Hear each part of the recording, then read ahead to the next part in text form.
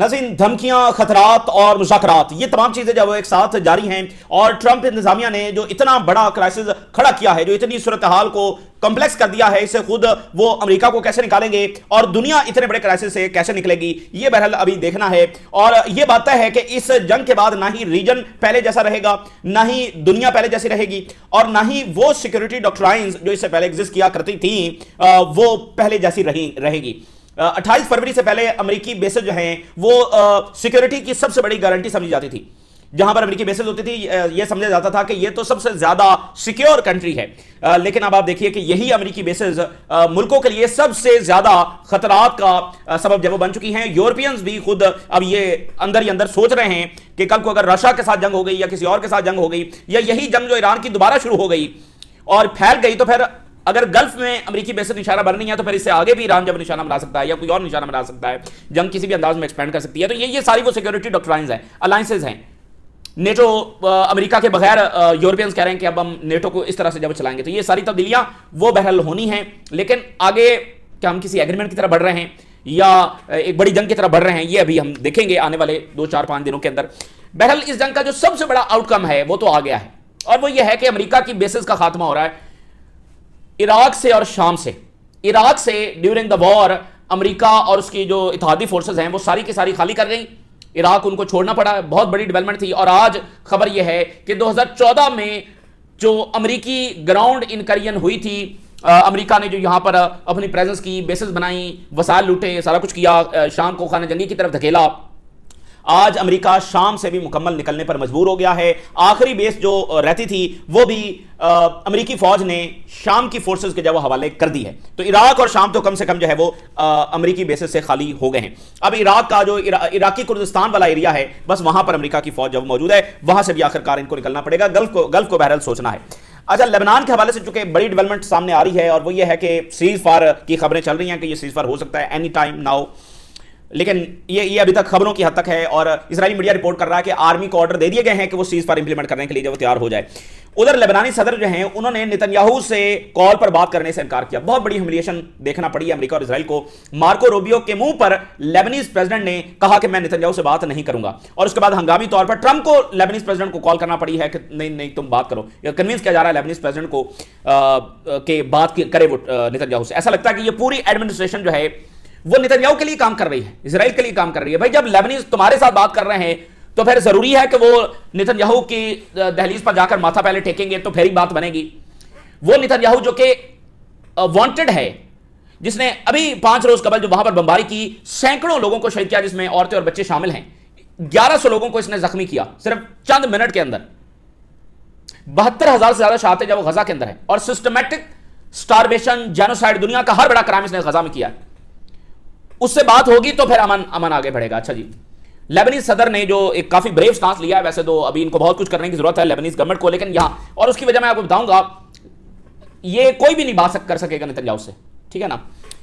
बहरहाल अब जो अमेरिकी सेक्रेटरी ऑफ वॉर है उसने फिर धमकी लगा दी है कि हम तो हमला करने के लिए किसी भी वक्त तैयार हैं, और ईरान अगर हमारी शरारत नहीं मानता तो फिर हमला करेंगे, और जो ब्लॉकेड है इसको हम मजीद एक्सपैंड कर रहे हैं। ना ही अमेरिकन ये जानते हैं, ना ही यूरोपियंस जानते हैं, ना ये दुनिया जानती है कि ये लोग क्या बात कर रहे हैं, ये कहना क्या चाहते हैं भाई, ये करना क्या चाहते हैं। ट्रंप की बात सुने, आप व्हाइट हाउस की बात सुने, इनकी बात सुने, एक ही दिन में मुज़ाकरात हो रहे हैं जी, बड़ी प्रोडक्टिव गुफ्तगू हो रही है। अभी कल के इनके बयान उठाकर देख लें। सेक्रेटरी ऑफ ट्रेजरी कह रहा है जंग खात्मे के करीब है, व्हाइट हाउस कह रहा है जंग खात्मे के करीब है, ट्रंप कह रहा है बड़ी प्रोडक्टिव गुफ्तगू हो रही है, आज कह रहे हैं हम हमला करने के लिए तैयार है। मतलब आप एक देखना कि एक मुकम्मल कंफ्यूजन, मुकम्मल शिकस्त, मुकम्मल कंफ्यूजन। इनके पास कोई प्लान नहीं है, कोई इनके पास प्लान नहीं है।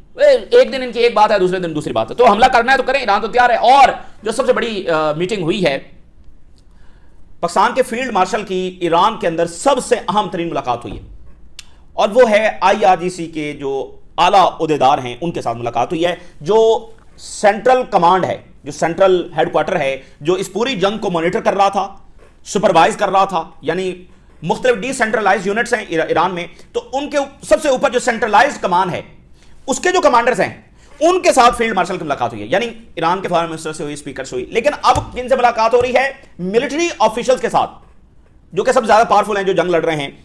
और IRGC के जो ओहदेदार हैं, समझ लें कि सुप्रीम लीडर से मुलाकात नहीं हो रही, तो ये वो आला तरीन शख्सियात हैं। जिनसे मुलाकात जब हुई है, ये बहुत अहम तरीन मुलाकात है कि मिलिट्री कमांडर्स के साथ जिन्होंने जंग लड़ी है, और उन्होंने फील्ड मार्शल को सराहा है कि आपकी जो डिप्लोमेटिक जो कोशिशें हैं हम उसको सराहते हैं, लेकिन हम ये एक बात वाजे कर देना चाहते हैं कि ये जो धमकियां आ रही हैं और ब्लॉकेड और ये हमला कर देंगे, उन्होंने कहा कि अगर हमला हुआ तो हम फोर्सफुली रिस्पॉन्ड करेंगे, और कोई भी अगर शरारत दरमियान में भी हो गई तो हम रिस्पॉन्ड करेंगे। ये उन्होंने बात जब वाजे की है। सो बहुत सारी बातें ज़ाहिर इसमें हुई होंगी, ये अहम तरीन मुलाकात है जो यहाँ पर हुई है। चाइना जो है वो मजीद इन्वॉल्व इसमें हो रहा है, क्योंकि अमेरिका ने चाइना पर ब्लॉकेड लगा के जो है वो एक्सटेंड कर दिया है इस वॉर को, इसका दायरा जो वो चाइना तक बढ़ा दिया है। अमेरिका ये चाहता है कि चीन जो है वो इस जंग की वजह से डैमेज महसूस करे, क्योंकि ना तो उसकी एनर्जी मुतासर हुई है, ना उसकी इकॉनमी मुतासर हुई है, ना उसकी ऑयल सप्लाई मुतासर हुई है। तो वो अब चीन पर जंग ये ईरान के साथ करने गए और कहते हैं ईरान की रिजीम बुरी है, और कहते हैं ये हमें तो मसला सिर्फ इनका न्यूक्लियर है, और ब्लॉकेट किया हुआ है चाइना का ऑयल। यानी आप जरा अंदाजा करें ना कि असल में इनकी स्ट्रेटजी ये थी कि पहले ईरान को डिस्ट्रॉय करेंगे, फिर इसकी एनर्जी को कंट्रोल करेंगे, और आगे बढ़ते बढ़ते चाइना को हम कंटेन करेंगे। लेकिन अब वो चूंकि दरमियान में ये सारा प्रोजेक्ट जब वो फेल हो गया है, तो अब वो जो उनके दिल में ख्वाहिश थी कि हमने चाइना को कंटेन करना है, तो वो दौरान शिकस्त चाइना को कंटेन करने की जो कोशिश कर रहे हैं, जिसमें वो कतई कामयाब नहीं होंगे। लेकिन अब यह है कि इस जंग का दायरा चाइना तक वसी हो गया, लेबनान से लेकर गजा से लेकर अब ये बात चाइना तक पहुंच गई है। ये एक ही जंग बन गई है, क्योंकि चाइना के ऑयल पर वो हमलावर है, चाइना के ब्लॉकेड का उन्होंने अनाउंस कर रखा है। सो चाइना की मजीद इन्वॉल्वमेंट जब इस जंग में होती चली जा रही है। चाइना की जो ताज़ा तरीन स्टेटमेंट है, उन्होंने कहा है कि ये जो गल्फ और स्ट्रेट ऑफ हॉर्मज़ और ये सारा डिस्टेबलाइज हो गया है रीजन, इसकी वजह जंग है जो ईरान पर मुसल्लत हुई है। अगर नहीं जंग होगी तो ये सारा खिता जब स्टेबलाइज हो जाएगा, और ये यहाँ से एनर्जी फ्लो भी स्टेबलाइज हो जाएगा। और इससे पहले चाइना ने कहा कि हम स्ट्रेट ऑफ हॉर्मज़ पर ईरान का जो लीगल राइट है उसको मानते हैं, और दुनिया भी उसको माने। बहुत बड़ा स्टांस है जो उन्होंने लिया है। और मीनवाइल खबर यह है कि जो चाइनीज जो सैटेलाइट्स हैं वो सपोर्ट कर रहे हैं ईरान को। अच्छा, बरतानिया का जो बैंक है, जो सेंट्रल बैंक है उनका, ये बहुत इंपॉर्टेंट है, चूंकि जो ब्रिटिश एम्पायर है ये महदूद होकर उनके बैंक्स में महदूद हो गया था।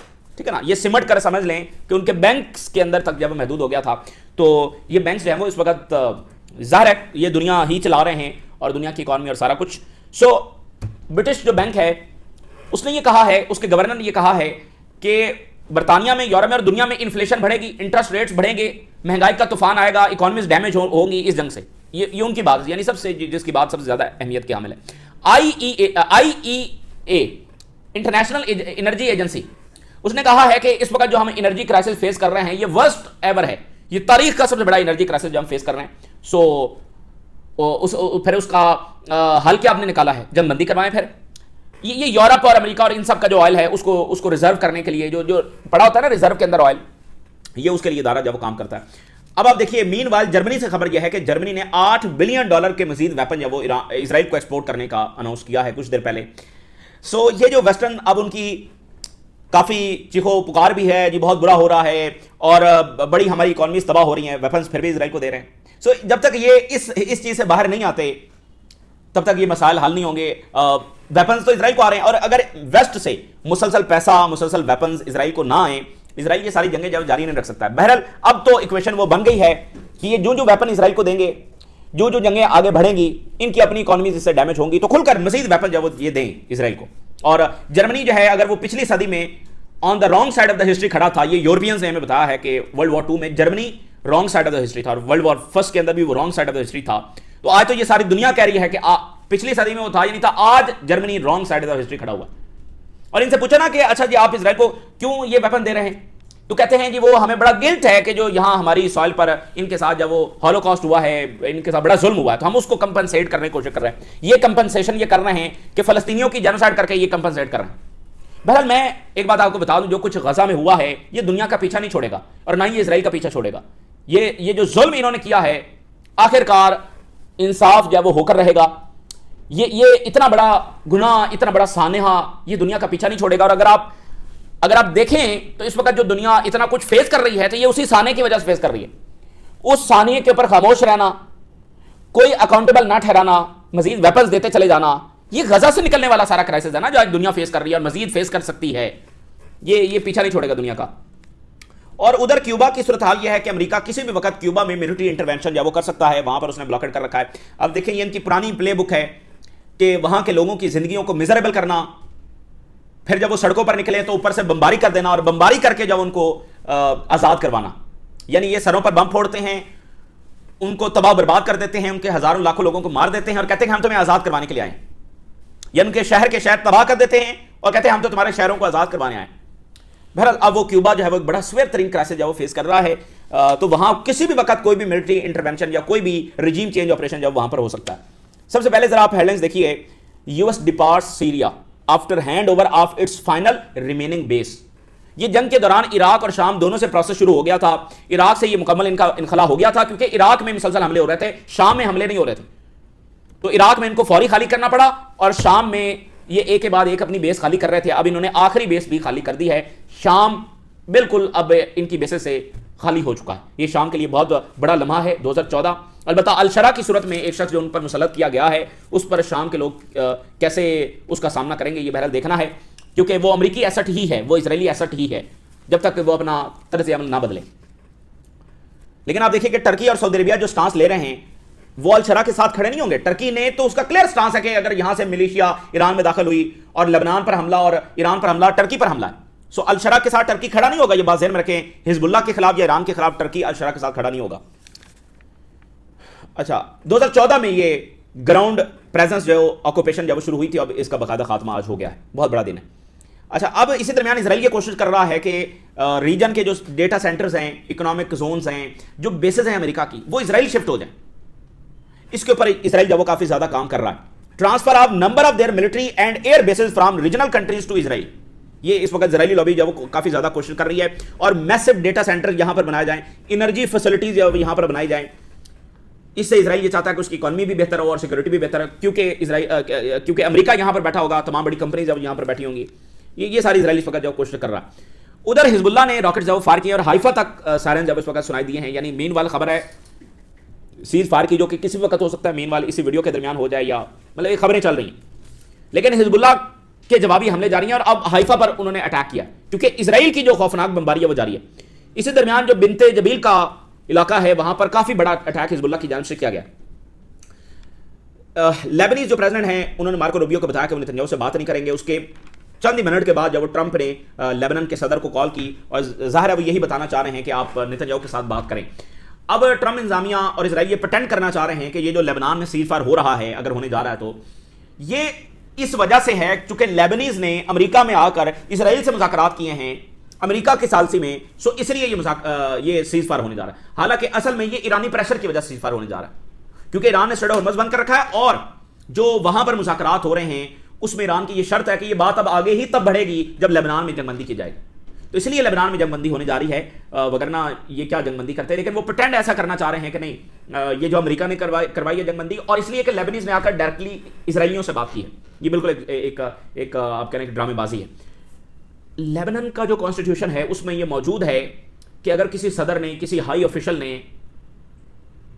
इसराइल के साथ डायरेक्ट कोई कम्युनिकेशन की तो उसके लिए कैपिटल पनिशमेंट है। ये सिर्फ इस रीजन में या शायद पूरी दुनिया में सिर्फ एक ही मुल्क है जिसने कॉन्स्टिट्यूशन में ये लिखा हुआ है।